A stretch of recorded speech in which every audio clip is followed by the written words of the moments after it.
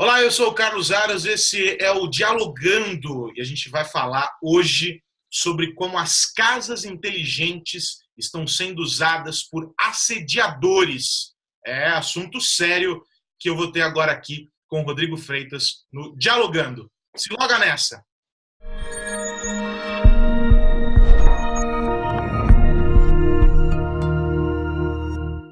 Gostou dessa, Rodrigueira? Se loga nessa? Gostei, vou usar sempre agora, Joaras. Quanta bobagem. Bom, vamos lá, assunto sério, cara. Vou fazer um resumo, então. Total. Seguinte, New York Times, há alguns dias atrás, publicou um artigo muito interessante sobre como assediadores estão usando casas inteligentes para ficar no encalço das vítimas. E, cara, é um troço muito, muito bizarro e muito sério. Então, basicamente, alguns dos casos que o jornal apresenta, eles são relatos de pessoas que procuraram os centros de apoio para essas vítimas de abuso, ou, em outra medida, os atendimentos que são feitos pelas empresas de tecnologia que fornecem os devices e que dão suporte para os usuários. E aí tem alguns casos que são muito malucos, como, por exemplo, o caso de uma mulher que estava em casa e ela tem aquele termostato do Do Google, ar-condicionado? do ar-condicionado, e de repente a máquina começa a ligar e desligar e ela não sabe o que fazer. No outro que tem uma trava eletrônica na porta e a porta fica travando e destravando. Enfim, os mais diferentes tipos de ação provocadas para perturbar. Quem, enfim, acompanhava o trabalho que eu fazia no Tech News, na Jovem Pan, deve se lembrar, e se não acompanhava, está a possibilidade de assistir, porque os vídeos estão disponíveis no YouTube, um episódio que eu fiz sobre babás eletrônicas. Eu fiz um capítulo sobre babás eletrônicas, como elas estavam sendo utilizadas por hackers para assombrar crianças. Olha que bizarro. É É doentio. bizarro, cara. É É bizarro. doentio. E agora essa dos abusadores com os dispositivos como os HomePods ou os Google Assistants da vida, o Google Home e etc. É bizarríssimo. O Rodrigo vai se lembrar com certeza desse episódio com as babás eletrônicas. A gente conversou Lembro. a respeito na época, né, Rodrigueira? E agora é a evolução. As casas conectadas sendo usadas para esse fim, cara. É bizarro. É bizarro, né, cara? E como funciona tudo isso, né? Porque normalmente, nesses casos de abuso, a maioria das vítimas às vezes não tem noção de como proceder, de como fazer para de repente desligar esses smart homes, e isso acaba se tornando uma arma, porque o cara, ele de repente tem um domínio sobre aquela tecnologia que acaba sufocando a pessoa, né? Desligando, igual a gente falou aqui, teve casos que os ar-condicionados chegaram a esquentar demais a casa e trancar a porta com a pessoa dentro, que é uma coisa inimaginável, né, cara? Então, isso é mais uma amostra da tecnologia, né? E dessas tecnologias inteligentes, de inteligência artificial, e de como a gente precisa ainda avançar nesse campo da regulação, né? Para que a Posso, gente possa, claro, posso só te interromper? Eu acho que é menos uma questão da tecnologia em si, e mais do quão distorcida é a mente humana. Porque, claro também, porque vamos pensar, né? O único fator que é capaz de mudar a história de algo que foi desenvolvido pensando no benefício, é o caso de um assistente para casa, sei lá, de você poder pedir para controlar ali com comando de voz, controlar ar-condicionado, ou ativar sistema de segurança, pedir uma pizza, o que seja, qualquer que seja o serviço, a ação. O único fator é o humano, é a sim, utilização que ele escolhe fazer do aparelho. E aí é muito maluco que a gente tenha essas situações acontecendo sem que isso tenha sido previsto antes. Cara, não é a primeira vez que uma tecnologia é desenvolvida e a sua finalidade desvirtuada, né? Exato, exato. Agora, o que eu acredito é que essas tecnologias de inteligência, é claro, como você disse, há sim um comando, né, humano por trás e mentes doentias são mentes doentias em qualquer época, não precisa de tecnologia avançada ou não para que elas mostrem, porque na realidade é um jogo de poder, né, então sempre foi isso, tipo, a pessoa tentar demonstrar poder sobre outra pessoa, né, independentemente de tecnologia ou não. Mas eu acredito que isso é um fator a ser enfrentado pelas empresas de tecnologia, porque isso com certeza vai ser um problema grande.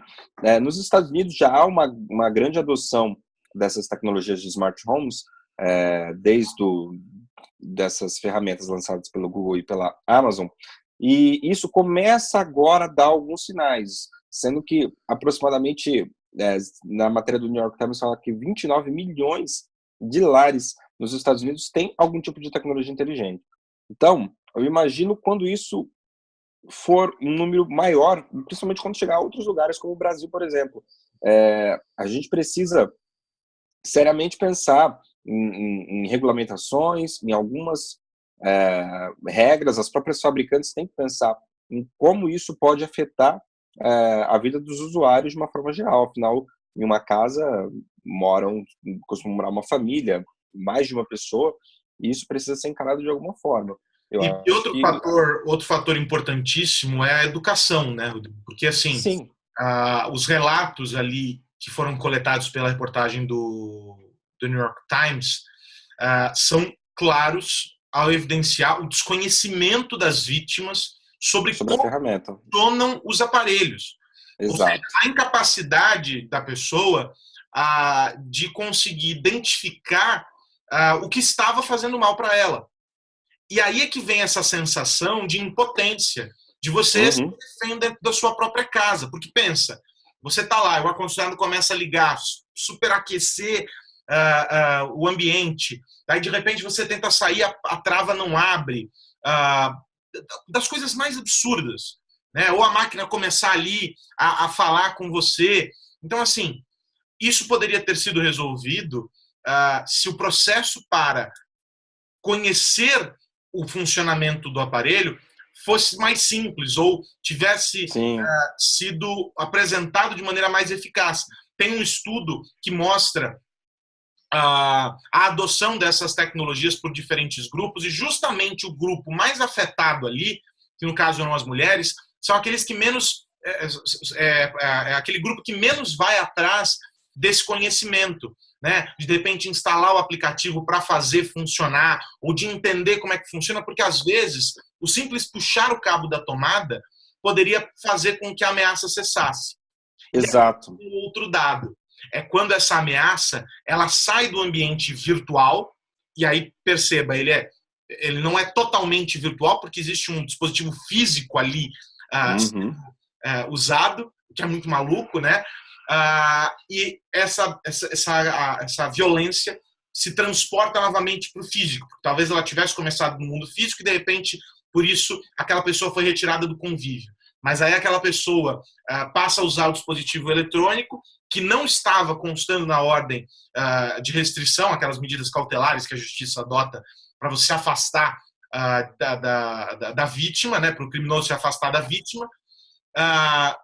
E aí ele usa a ferramenta. Uma vez que você desliga aquela ferramenta, que você exclui aquela possibilidade, ele volta a se tornar agressivo fisicamente, pessoalmente. Então, Pessoalmente, algumas dos relatos e alguns dos especialistas que tratam ali na reportagem e outros com os quais eu pude conversar sobre esse assunto em diferentes momentos, ressaltam sempre isso. A maneira como se faz essa condução. Porque, por exemplo, um caso que tem se tornado cada vez mais comum, as pessoas que têm as webcams ligadas dentro do quarto, agora tem televisão, videogame, que tem a possibilidade de você conectar os dispositivos, e são câmeras, e estão conectados ali. E essas câmeras, às vezes, são hackeadas, e não necessariamente a câmera, mas o dispositivo no qual ela está conectada. O criminoso faz live stream ou o criminoso simplesmente grava as cenas que foram coletadas ali, cenas de intimidade, é importante ressaltar. Uhum. E aí, no momento em que você não cede à pressão, que você não se dobra à vontade dele, o que o cara faz? Ele começa a ameaçar a exposição. Ele vai e joga aquilo, e aí o problema se torna maior. Então, o que se tem tentado agora encontrar é uma maneira de sutilmente romper esse vínculo com esse cara que está te ameaçando, para que você não perca o controle do que vai acontecer mais adiante. No caso da Casa Conectada, o que os grupos de apoio têm trabalhado é como incluir nas restrições que são pedidas à justiça, nas ordens cautelares que são pedidas para a justiça, como incluir os dispositivos eletrônicos. Esse é um desafio para o direito digital. Esse é um desafio para os advogados. Porque qual é o termo que se deve usar? Se a gente for recuar algum tempo atrás, a gente vai lembrar de uma discussão importante sobre bloqueio do WhatsApp. Cada juiz fazendo uma interpretação diferente do texto que estava na lei, e aí um decidia bloquear, aí vinha o desembargador e derrubava aquela decisão, e uma decisão se sobrepondo à outra, mas na verdade o que era ali? Era a interpretação, a palavra que estava sendo usada, a maneira como se lia. E esse é o desafio agora, como incluir esses dispositivos nesses pedidos. Nessas legislações. Uhum. Para que essas ações já contemplem os dispositivos eletrônicos, porque são sim um canal, são um meio para que essa violência possa ser praticada. Então, o desafio vai muito além do uso da ferramenta. Ele está no campo prático da educação, como as pessoas deveriam se envolver. Acho que é parte de um consenso, por exemplo, e isso eu realmente acredito, é o seguinte: você tem 5 pessoas na casa, e aí você decide instalar um aparelho desse. A primeira coisa que você tem que fazer é ter a consciência de que as 5 pessoas saibam usar. Exato. E a educação é colocar todo mundo no mesmo nível, né? Exato. Eu acho que isso, Aros, é uma evolução da sociedade, né? É exatamente o que você está falando. São coisas novas que surgem, que estão vinculadas a um hábito social diário, que estão sendo usadas por pessoas de mentes doentes para praticar esse tipo de coisa. Mas eu continuo afirmando, eu acredito que as empresas de tecnologia precisam também pensar em como as tecnologias delas, esses aparelhos, estão sendo utilizados. Então, eu acredito que a indústria tem um papel importante também nesse processo, né? Porque a partir do momento que você dá esse acesso, e você citou, por exemplo, o caso das webcams e tal, que é um caso que já vem de algum tempo, né? Há bastante tempo. E isso está sendo tratado agora de uma maneira, através do direito digital, de uma maneira um pouco melhor do que a gente tinha no passado, né? Hoje você já tem alguns dispositivos que podem ajudar nessa questão. E interessante até você ter citado essa questão da webcam, porque não sei se você viu, mas nessa semana o Facebook ele registrou uma patente relacionada a funcionaria da seguinte maneira: o dispositivo que o Facebook estaria pensando. Você tem um smartphone e esse smartphone tem um microfone. A partir do momento que ele conseguisse perceber que estaria sendo exibida uma propaganda para esse usuário, ou no próprio celular, ou até mesmo em uma Smart TV, por exemplo, coisa que vale, ele ativaria o seu microfone sem você saber, para captar a sua reação. Isso foi uma patente que foi descoberta, que foi registrada pelo Facebook, mas logo o Facebook veio à tona dizendo que só tinha registrado essa patente para evitar que outras empresas que tivessem acesso a esse tipo de ideia ou de tecnologia pudessem aplicar de uma maneira mais agressiva. O que você acha? Tem duas questões, né? A primeira delas dá para fazer um paralelo nessa disputa entre Estados Unidos e Coreia do Norte. Nenhum dos dois quer abrir mão do potencial bélico. No entanto, os Estados Unidos pressionam a Coreia do Norte para que encerre o programa nuclear. com o discurso de que, pela segurança, é importante que vocês não tenham essa arma. Mas eu quero ter, porque é importante para o mundo que eu tenha esta arma. O Facebook está agindo igual, ao dizer o seguinte, olha, não quero que ninguém mais tenha, porque isso é perigoso, viu? Olha, ter esse potencial aqui pode fazer mal, mas fiquem tranquilos. Na minha mão, isso não fará mal a ninguém. Então, perceba como é um discurso torto. É um argumento que se desfaz em si mesmo. Então, esse é o primeiro ponto para mim sobre essa história. E o segundo ponto, ele diz muito sobre o momento que o Facebook vive. Né?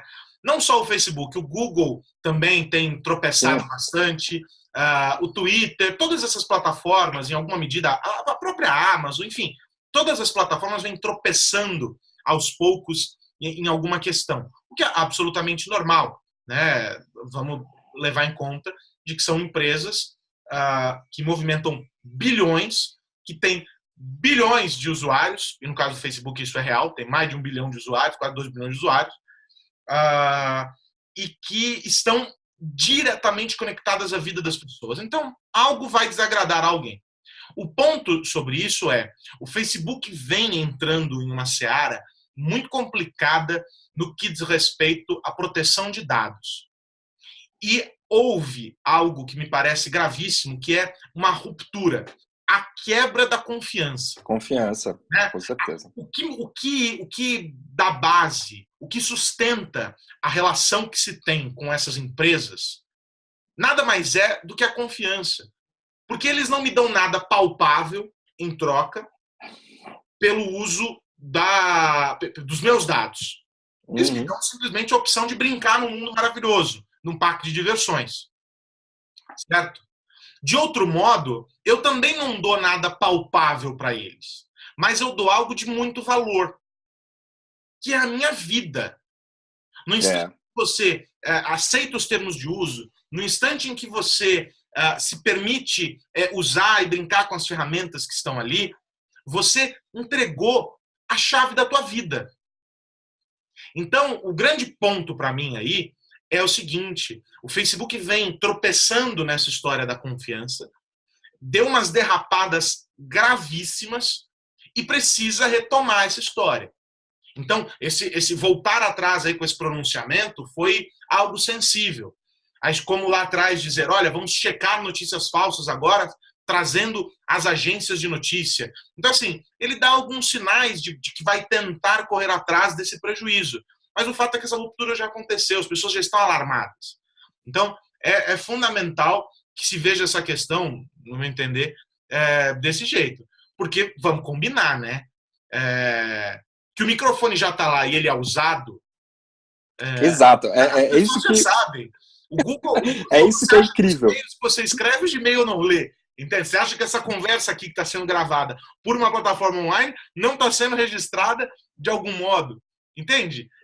É incrível, porque existia toda uma teoria da conspiração, né, de que os microfones estariam sendo usados a todo momento, mesmo quando não ativados. Né?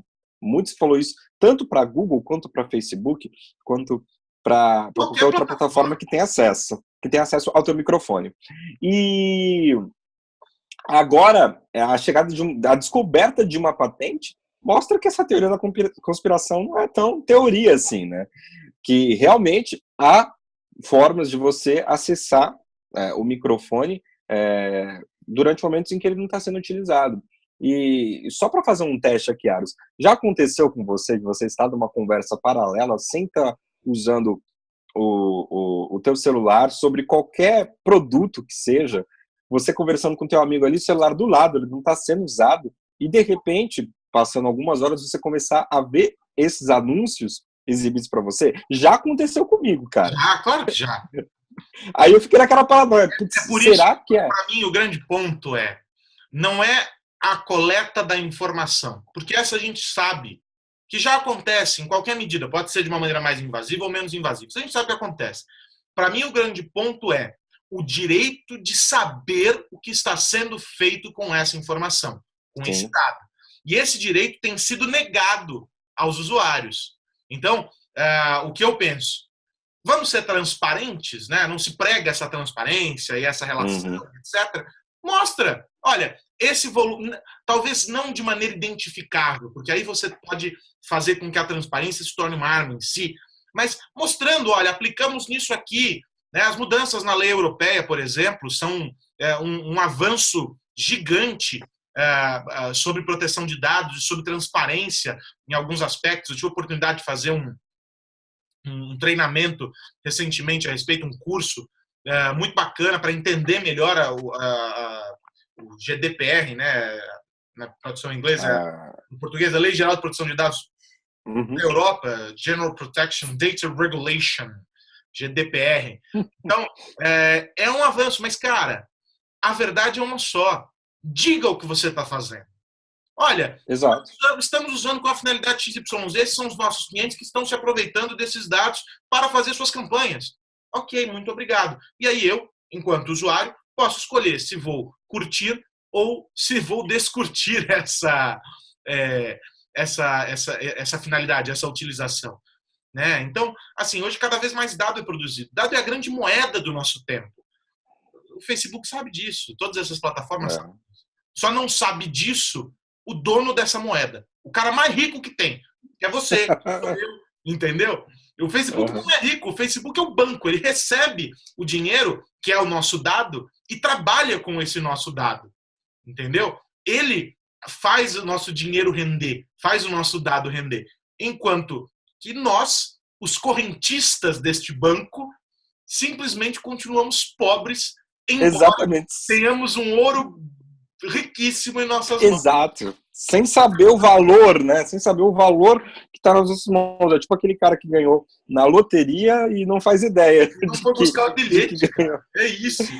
Exatamente. Mas falando de moeda, Aros, você viu aí que foi um excelente gancho, mas falando de moeda, o senhor Satoshi Nakamoto, criador do Bitcoin... Satoshi Nakamoto? Exatamente. O famoso senhor quem? É o mestre Miyagi dos tempos modernos? Ninguém sabe. Ninguém nunca viu, ninguém sabe se... E eu já... Exatamente. E eu já fico naquela... Sempre que eu assisto alguma palestra, algum evento relacionado a Bitcoin, eu sempre escuto eles falarem Satoshi Nakamoto, que ninguém sabe se é uma pessoa ou um grupo de pessoas. Eu já tô com esse mantra na minha cabeça. Satoshi Nakamoto não é um homem, é uma ideia. É uma ideia. Exatamente. Pode se candidatar a presidente já. Vai entrar na corrida presidencial. Mas enfim, o senhor Satoshi Nakamoto ou os senhores Satoshi Nakamoto vão escrever ou irá escrever um livro. Que história é essa, Aros? Sobre todo o momento de criação do Bitcoin, como é que foi tudo isso? É uma biografia, né, cara? É muito louco, porque o imaginário das pessoas trabalha muito nessa linha de, poxa, mas o Bitcoin é a moeda, a criptomoeda, a moeda virtual mais conhecida, né? Muito embora as moedas virtuais estejam sofrendo aí uma crise com quedas e tal, nem sei quanto está a cotação, mas houve uma desvalorização nos últimos tempos, etc. Sim. Dizem os especialistas de Bitcoin que é uma correção natural do mercado. Mas é fato que ela teve uma queda, ela teve uma alta muito acentuada ano passado e vem caindo assim em 2018 bastante. Foi só queda. Mas os especialistas, os amantes da tecnologia do Bitcoin, eles dizem que é uma correção de mercado. Vamos ver quem vai estar certo lá na frente. A verdade é que talvez tenha ganhado dinheiro verdadeiramente só aqueles que começaram a brincar com moedas virtuais lá no começo, os precursores. Lá no início, exato. Sobretudo porque há um limite, no caso do Bitcoin, são 21 milhões ou 21 bilhões, eu tinha aqui, quer ver? 21 milhões. Milhões, né? Eu sempre troco o milhões por bilhões. Isso. Eu vou trocar na minha conta bancária também, mas eu só troco sobre Bitcoin. Enfim, 21 milhões. E aí, o que o Mr. Nakamoto vai explicar nesse livro? Até foi publicado no Facebook e tal, e ele compartilhou um trecho do livro. e é o trecho que justamente faz referência sobre os porquês, o porquê da escolha de um limite, porque esse número 21. E aí ele faz lá toda uma explicação, etc, etc, etc. Mas o grande ponto é, talvez seja o livro, se vier a ser lançado, se for de fato o cara ou o grupo de caras que criaram essa moeda e etc., vai ser a possibilidade de entender, sob a perspectiva de quem esteve lá, como é que essa bagaça começou. Porque tudo que a gente sabe é de quem estuda, né? De quem olha o processo, porque, evidentemente, há códigos que ajudam a compor o desenvolvimento, né, da moeda, a mineração e toda a estrutura. Não é como se fosse algo impenetrável, você consegue entender, daí o modelo foi replicado para todas as outras moedas que existem, etc. O próprio Bitcoin, se não me engano, nem é a primeira, né, Rodrigo? Não. Está lá entre os precursores e tal, mas nem é a primeira. Mas o grande barato disso é entender como é que esse cara, que se tornou o grande fenômeno, o grande guru das criptomoedas, como é que esse cara chegou a esse resultado. Né? Será que ele ganhou dinheiro? Como é que foi que processo aconteceu? O grande barato é investigar e mergulhar nesse universo.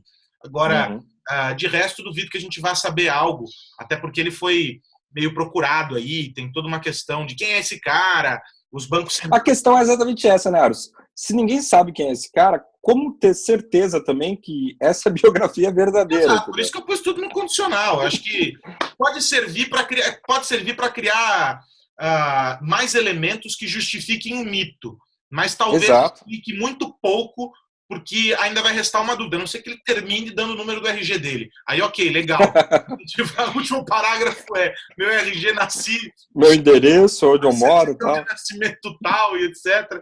Então, assim, eu acho que a única chance de a gente comprovar que é real é isso, porque duvido que o Nakamoto vá no programa do Bial para dar uma entrevista sobre o livro dele. E é o que se falou, né? O Bitcoin realmente é a criptomoeda mais que tem uma maior relevância nesse mercado de criptoativos, é a mais popular.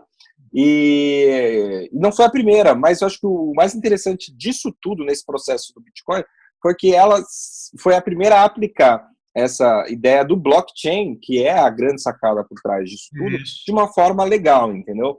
Então, por mais que existam muitas pessoas dizendo, é bolha, não é bolha, não sei o quê, eu acredito que essa questão da criptomoeda, ela trouxe à tona e valorizou muito esse sistema do blockchain, que é um sistema que eu creio que vai mudar todas as relações que a gente precisa para ter uma aferição de dados com segurança e transparência.